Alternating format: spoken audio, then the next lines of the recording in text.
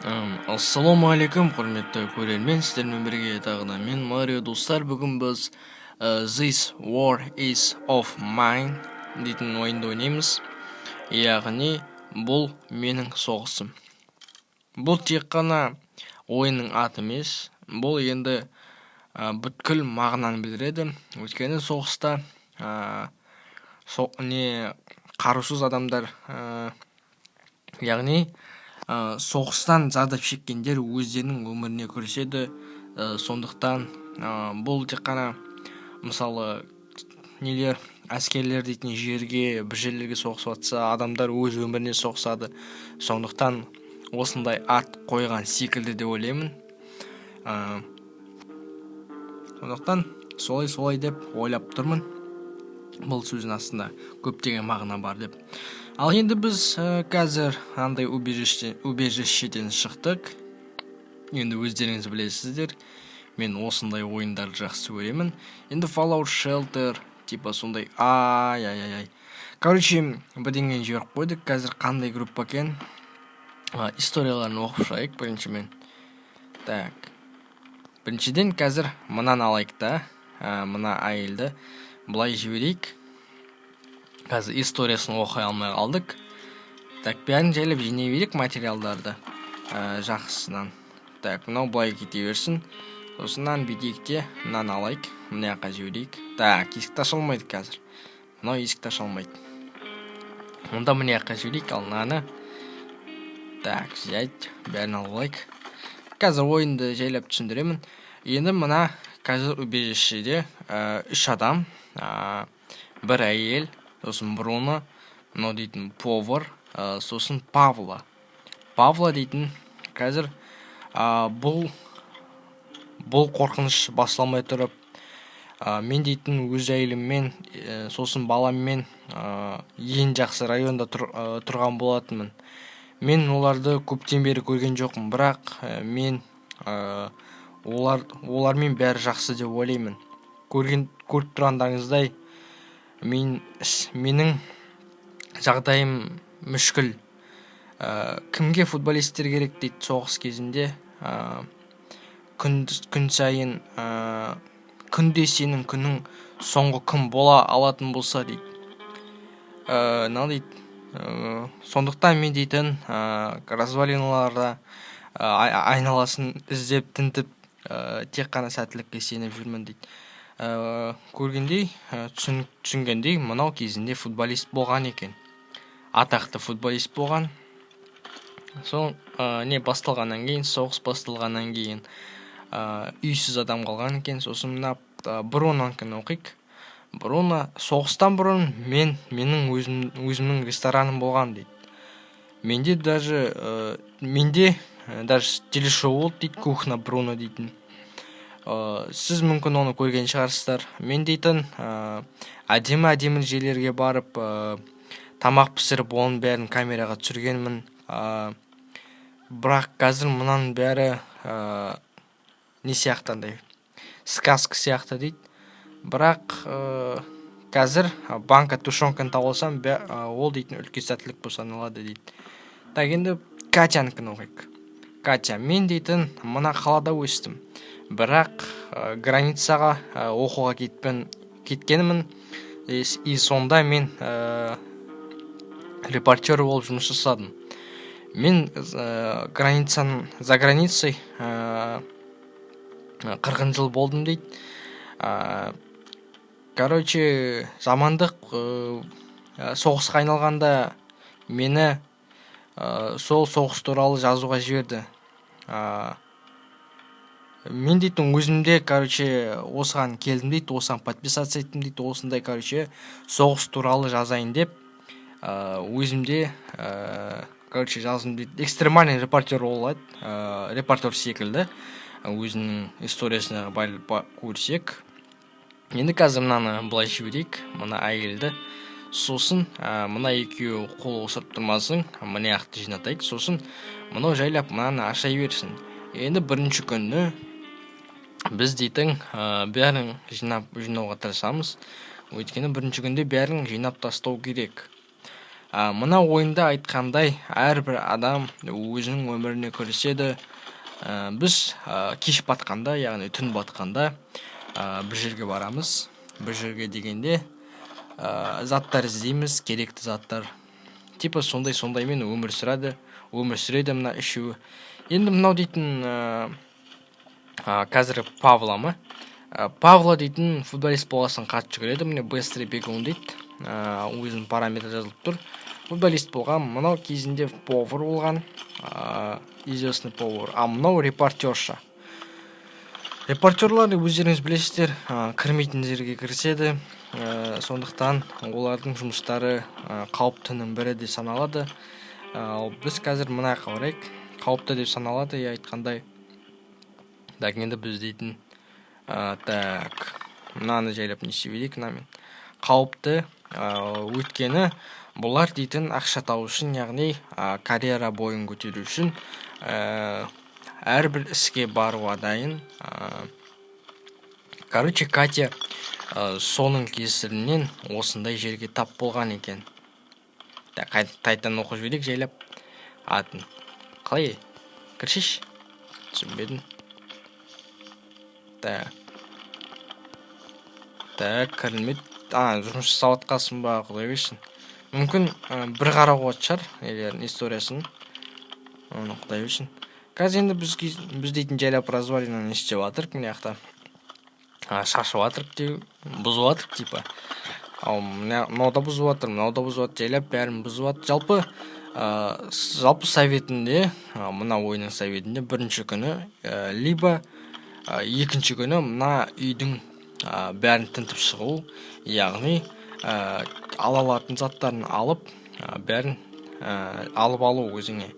Сосын сразу инструменттің несін салып, не істеу керек, инструменттердің верстак дейді, верстак сияқты нәрсе салып, сразу лом жасап алу керек. Так, енді сен мында бар, Павло қатты бегунды жайлап жүріп батыр, неге білейін. Қазір Павло жүгіріп шығар, неге разведкеге. Так, уақытта жүрейік, 10 минут па, 8 минуттай болған секілді. Так, уақытты қарап қойып жайлап. Ал қазір бізге нан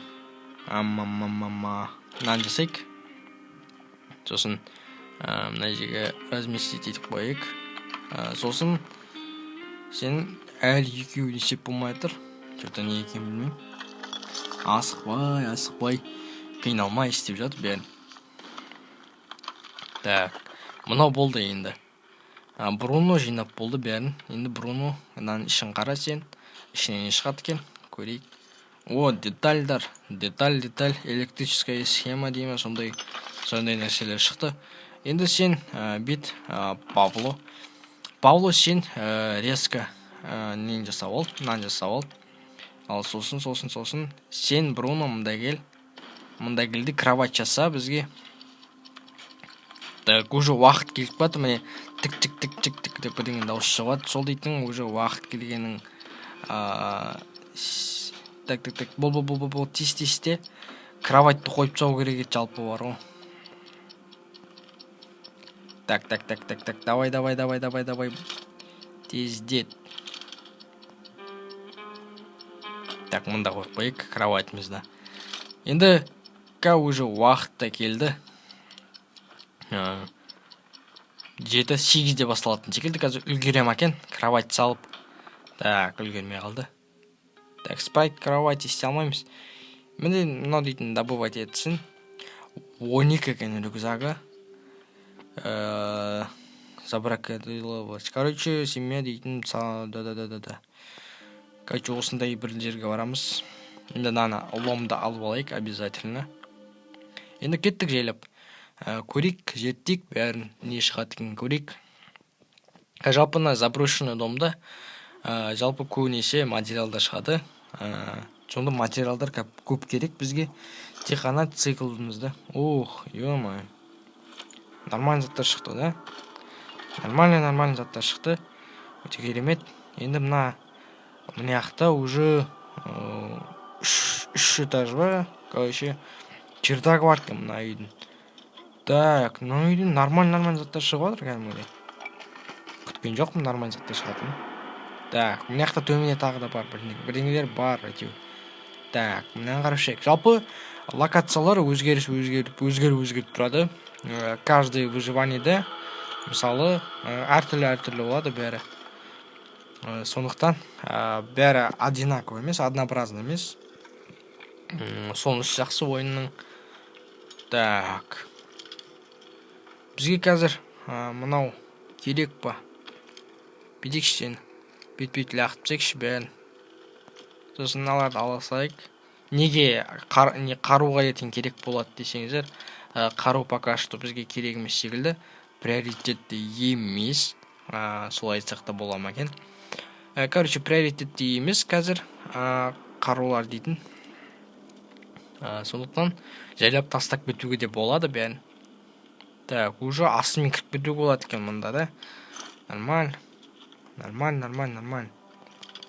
Так, жинап алдық. Жалпы бізде дейтін персонажы бар бір.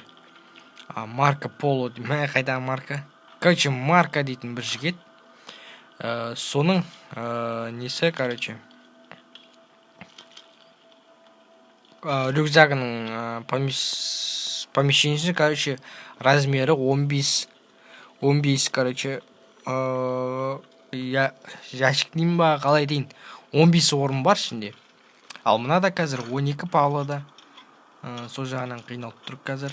Так, нормально. Бұлай жиналмаймыз а. Ала алмайсың дейді. Енді ала алатын заттардың бәрін алайық қазір. Мына жерде бірдеңе оқиын тұр мынау. Отбасылық сурет. Ата-аналар және де 2 қызы бар дейді. Хорошо, что қыздары әкесіне ұқсамаған дейді. Так. Мұнда тамақтар бар. Мүмкін артынан да алып кетерміз. Оны пока что айтқандай приоритетті емес бізде мынандай заттар. Бірақ мыналарды кучка электрических запчастей, они могут пригодиться, если мы захотим дополнительно улучшить свое убежище. Біз мүмкін келесі, короче, былай дейді бізге электрический детальдар бізге убежищемізді күшейткін келсе керек болады дейді. Бірінші күні бізді тонап кетті дейді. 2 күннен кейін олар біздің қыздарымызды өлтіріп кетті дейді. Мен олардың бәрін атып тастадым. Бірақ мен бәрінен бұрын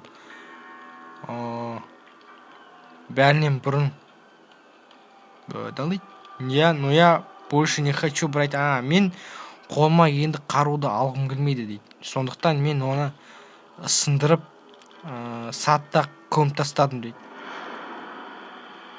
Если кто-нибудь читайте, не ищите меня дейді. Так. Короче, қорқып сеген енді сат дейма бірдеңе дейді. Сатта көміп тастадым дейді. Нені көміп тастады, құдай білсін. Короче, қару деді ғой. Сол қаруды көміп тастаған. Так, не 3 болды бізде. Енді қазір сен керексің бе? Керексің обязательно. Так. Мынаны ашайық шал. Мына қызыл бір нәрсе тұрды. Типа предупреждение беріп тұрған секілді бізге. Бірақ қазір біз оған қарамаймыз. Өйткені мында көп шықпайтын секілді нелеріміз. Противниктер. Мында енді жақсы нәрселер шықса екен. Қару дегенде мысал. Так, мыналар жиналайық. Өйткені мыналар өте санаулы нәрселер.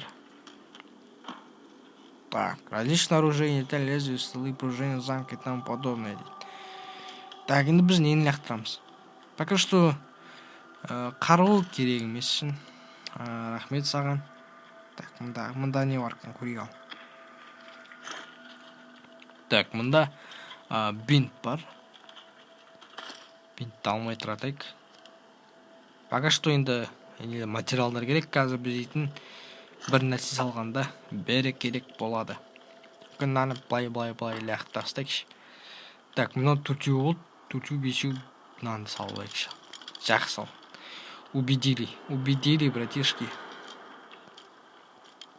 Бай аламыз да. Былай алып аласың. И алып ал, молодец. Енді үйге де кетуге болады, өйткені уже орын аз қалды, яғни қалған жоқ. Жайлап үй жаққа барайық. Айналып батыр оның. Кәм жаман қашып батыр. Татыр. Мында біреу мылтық күмтсады мана. Ох. Хорош. Ертең жасап алуға болады мынаның бәрін. Так, мынаны істейміз ал. Өте қиын выбор. Таба аламыз ғой ертең. Жақсы қашын. Потом да таба аламыз. Оның бәрі ештеңе етпес. Жүгіршейші. Болды. Павло уже в убежище дейді. Убежищемізде, үйіміздеміз. Енді қазір серияны аяқтамайтын секілдімін. Әлі 3 минуттай бар. 3 минутта түсірейін, сосын аяқтаймыз серияны. Қазіргі уақытта біз дейтін нені салып тастау керек қазір. Мен өте күшті нәрселер таптым дейді. Қандай күн дейді. Выразительно айтқан. Бірақ енді қазір сен мында жүгір, сен мында жүгір, ал сен мында бар да есікті сындыр. Ал сен Качка моя, қайда жүгіресің сен? Сен мында жүгіресің, мынаны ашасың. Нет, жоқ. Сен мында барасың. Катя, ұйықтама деп қойсан. Так, мынаны аш сен. Енді бізге қазір мынау керек.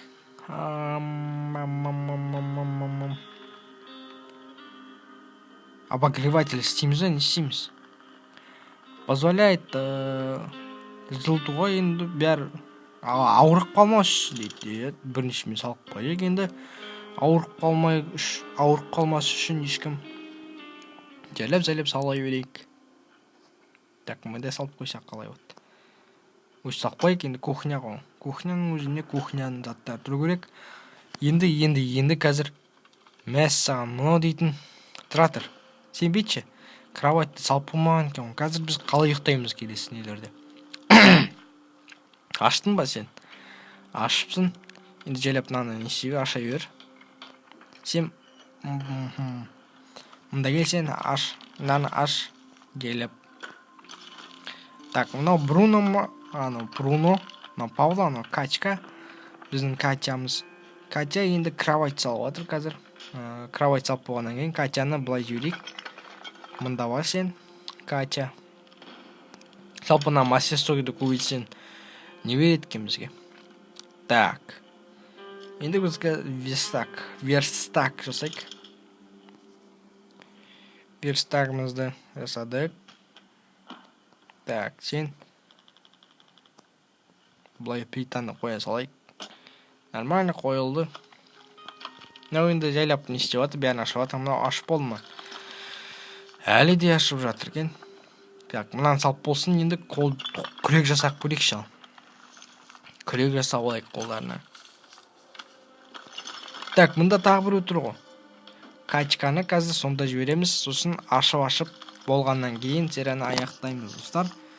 Уже 3 минутта өтті. Бірақ қазір тағы 2 минут. Достар, егерде серия ұнаса, яғни ойын ұнаса, лайк басып коммент қалдырып кетіңіздер. Комментте ойынды жалғастырайын ба, жалғастырмайын ба? 5 лайк, содан кейін келесі бөлім шығады. Достар, лайктарыңызды аямаңыздар. Мен қазір сіздерден 10 лайк сұрасам, 10 лайк қоя аласыздар ма? Сонда да сұрақ көрейік. Егер де 5 лайк жиналатын болса, мен дейтін серияны түсіремін. Салмаймын енді. Серияны түсіріп бастаймын, уже 10 лайк болғаннан кейін келесі бөлім шығады. Достар, қазір видеоны свернуть етіп, лайк басыңыздар. Так, 5 секунд санайым, давай. 5 секунд үлгерсе, сен бақытты адамсың. 1, 2, 3, 4, 5. Үлгердің ба? Үлгерсен, саған рахмет досым. сен өте керемет жансың. Так, сондықтан сәттілік тілеймін саған да, досым. Так, енді мынаны ашайық. Так, мында керемет. Енді уже бәрін тазалап болдық үйіміздің, убежищемізді. Енді мыналар ашты. Так, мынаны былай көйтіп барса не істейді екен? Так, аштың ба?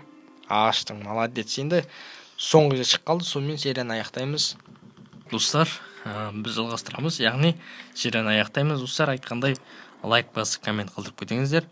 Сосын қазір видеоны біткеннен кейін каналға жазылып, достарыңыз шақырғандаңыздар, ұмытпаңыздар. Ал сіздермен бірге болған мен Марио. Достар, келесі бөлімдерде кездескенше қош сау болыңыздар.